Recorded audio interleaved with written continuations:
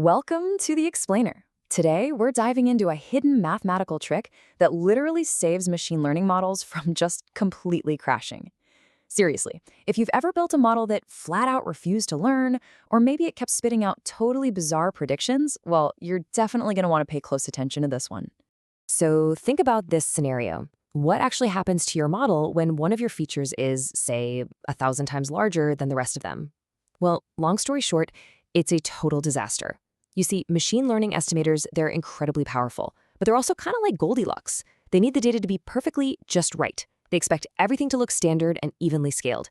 If it's not, the underlying math just breaks entirely. Okay, so here is our quick roadmap for fixing that wildly scaled data. We are going to hit the Goldilocks data problem, look at mean removal and centering, move right into standardization and variance scaling, and finally wrap up with exactly why ML algorithms care so much about this math. All right, part one, the Goldilocks data problem. Let's look at how we actually fix these unscaled features. Let's introduce our inciting incident, right? Meet our humble, completely unscaled dataset. We've got an array here. X equals 2, 4, 6, 8, and 10. For this explainer, we're going to act like we actually are scikit-learn's standard scaler. We're going to reverse engineer the math and transform this simple array step by step just so you can see exactly what's happening under the hood. To make this data digestible for an algorithm, we have to execute a very specific two-part pre-processing transformation. Step 1, we remove the mean, which is also known as centering. And step 2, we scale the variance, or standardization. It's basically a 1-2 punch for perfect data. Moving into step 1, mean removal and centering. We need to shift our data all the way to 0.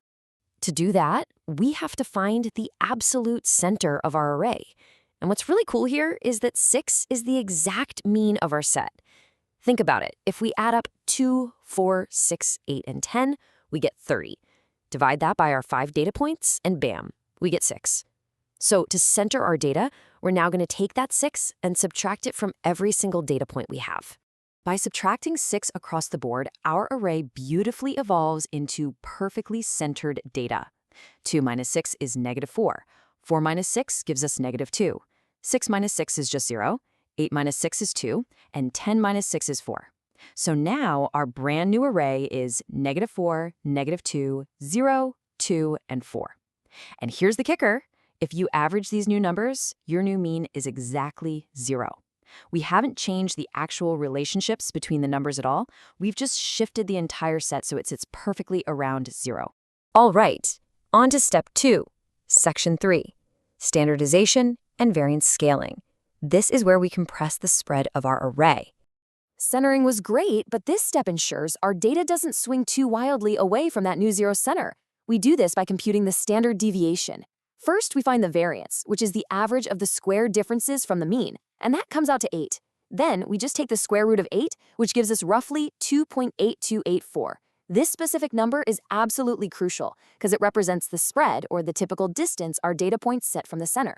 Next up, we take that centered set we just made and divide it by our standard deviation of 2.8284. So -4 becomes -1.414. -2 shrinks down to -0.707. 0, well, divided by anything is still just 0, and the positive numbers mirror the negative ones perfectly. By doing this division, we are visually shrinking the array down into this final beautifully scaled set. And this, my friends, brilliantly illustrates standardization, often called z-score scaling. What we've done is transform our data to look like standard normally distributed data. Just through simple subtraction and division, we've forced our array to have a mean of exactly 0 and a standard deviation of 1. Which brings us to section 4, why ML algorithms care. We need to talk about the macro-level impact on estimators. Because you're probably wondering, why did we just do all of this manual math, and why does a library like scikit-learn automate it for us? Well, algorithms like support vector machines with RBF kernels, neural networks, and regularized linear models using L1 and L2 penalties, they all fundamentally assume that your features are centered and share the exact same variance order. If they aren't, the math behind these models literally starts to break down. The scikit-learn documentation actually points this out perfectly. It states that if a feature has a variance that's orders of magnitude larger, it might completely dominate the objective function. Basically, skipping our mathematical transformation means one huge feature, say a house price in the millions, will completely blind your estimator to a smaller feature, like, the number of bedrooms, which is usually just a single digit. The algorithm literally won't be able to see those smaller numbers. When you compare the two outcomes, it is night and day. With unscaled data, those dominating features cause the optimization algorithm, like gradient descent, to just bounce around erratically. It takes way too long to run, or it might just fail to converge entirely.